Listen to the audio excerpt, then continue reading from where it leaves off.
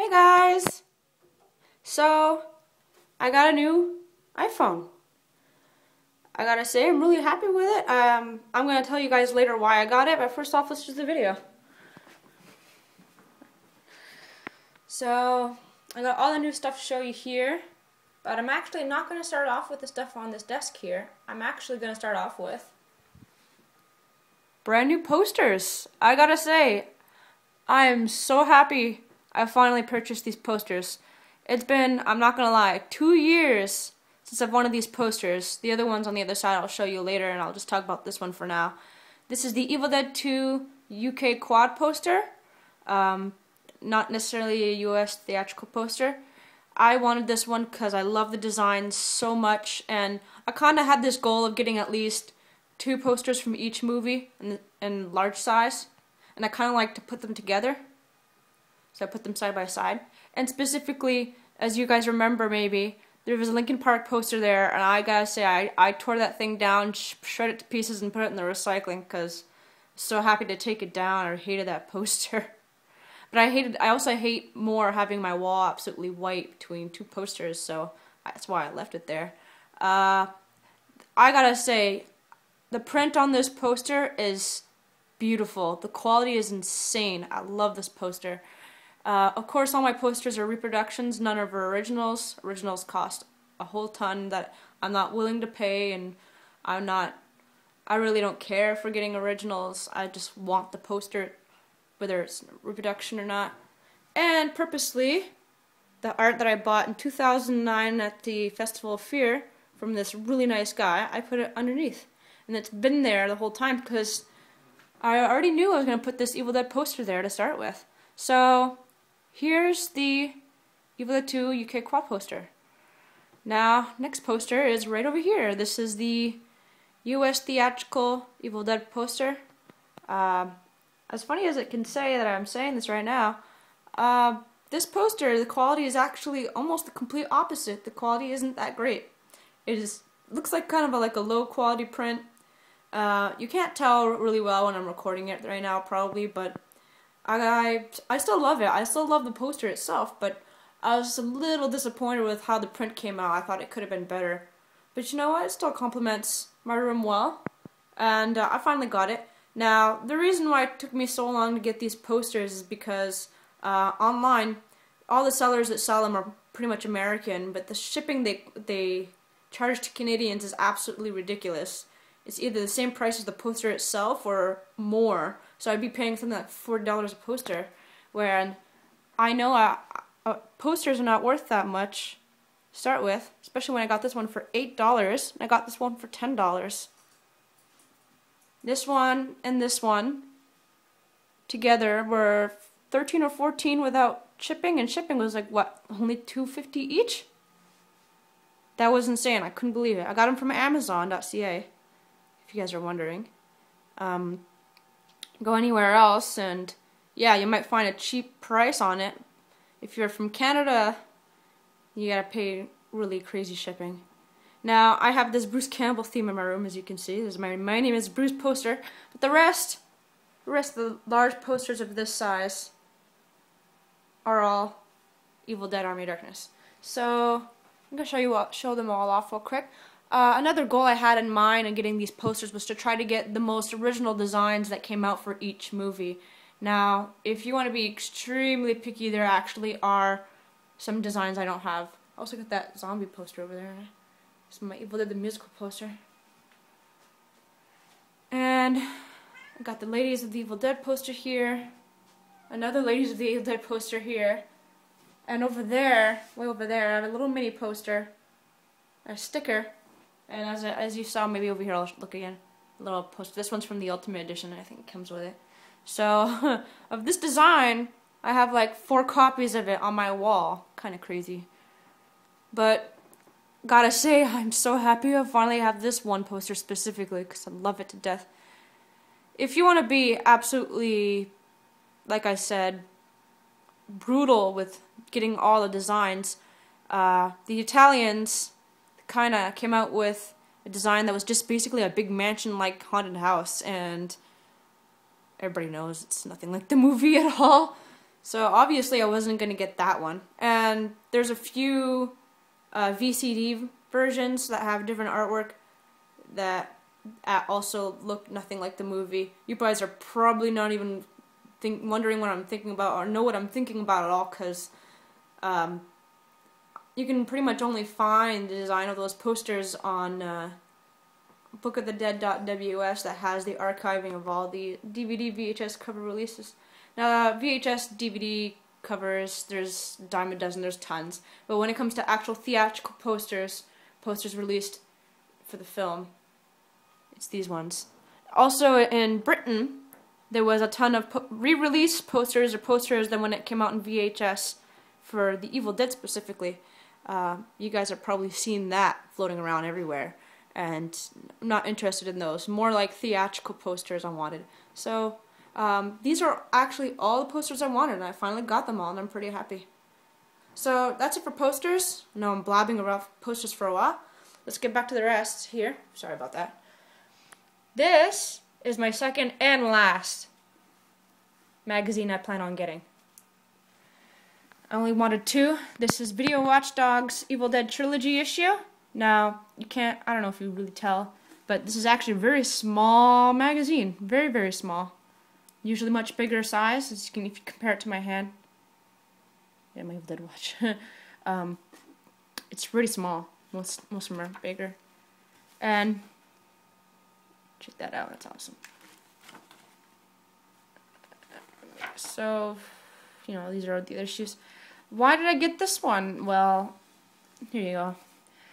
Because, as I mentioned, bookofthedead.ws, one of my favorite websites ever, has this collectibles section, and one just for magazines, and it has a listing of every single magazine that had an article. But above all those magazines, with that description, it's written, if you're looking to get any of the magazines, I recommend you get these two, and this is the other one. The other one I showed you guys in a previous video was the Cinefantastic, I don't remember how to say it, I don't remember who it was, that was mostly on Army of Darkness, but was absolutely, gotta say, absolutely a lot of information in there. Information that I've actually never seen anywhere else.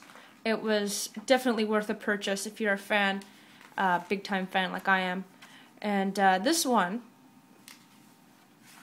I read it, and it's not as good as the other magazine, but it's definitely worth a purchase because, as disappointing as it is, the first article, because there's actually only 2 articles in this on the whole trilogy, is excerpts from Bill Warren's the Evil Dead Companion. And I got too far now. So that's it right there. And it was describing it as if, you know, there's this book called The Evil Dead Companion that might not get released. So we're going to show you this article with what was supposed to be written in the book, because this was released in 1998, I think, this magazine specifically. I could be wrong. I know it's 98 or 99, something like that. And the book did get released, so that article is basically a whole rehash, unfortunately. But the second article is actually really weird. It's a little different. It has a part on each of the 3 movies. One talks about, the first one, Evil Dead, talks about more like Sam Raimi's influences, a lot of things that could be lifted from other films or were influenced by other films. The second one was like a comparison with the first one, and the third one talked about the different, like comparing 4 different cuts of Army of Darkness to each other. That was really interesting. I've never seen any article like that in my life. So I learned a bit, and I would say it's worth the purchase if you want to read it. Just for that one article, if you don't have the Evil Dead Companion. If you have the Evil Dead Companion, it's not worth, you know, getting. Now, oh wow, big surprise, guys. Guess what? More Palisades Series 2 figures. Okay, let me move them over a little bit. Of course, still in their packaging, except for one, and I'll explain everything. This is the Winged Deadite. Gotta say, Winged Deadite is my favorite one, the Series 2. It looks amazing. I can't really see it too well, but...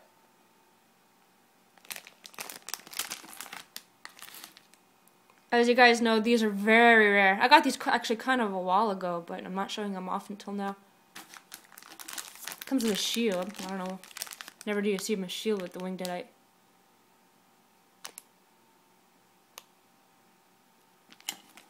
So, right off the bat, I'm going to let you guys know, with the new ones I'm showing, I'm actually only missing 2 of Series 2. Almost there. This one's I think is King's Knights Infantry.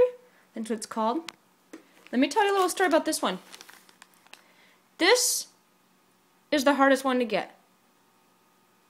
I'm not joking right here. This is the hardest figure to get of Series 2 because it is one of the chase figures and it's 1 out of 64 chance of getting it in your set. Now, why is it this figure specifically? I wish I knew, because you'd think it'd be like the Pit Battle Ash I showed you guys last update, but it's not. It's this one. Now, when I got these figures, the ones that are actually in their packaging, not that one I'm going to show you over there, I got them from one seller who also gave me the magazine. Now, I was originally just going to buy 2 off of him, and then he found one that I stated I didn't have. He's like, oh, I found this one with the T-shaped helmet. Do you want it? And I'm like, sure. He added $15 to my invoice. $15. This is probably worth around $200. Over $200, just this one figure. Got it for $15. I gotta say, I freaked out when I got it in the mail because it didn't even hit me until now when he said T-face mask until I actually got it in the mail because I thought it was King's Bodyguard, which is the one I'm 2 missing. So, and this is Deadite Archer. As you can see, there's this Archer stuff right here. Wow, it's too close.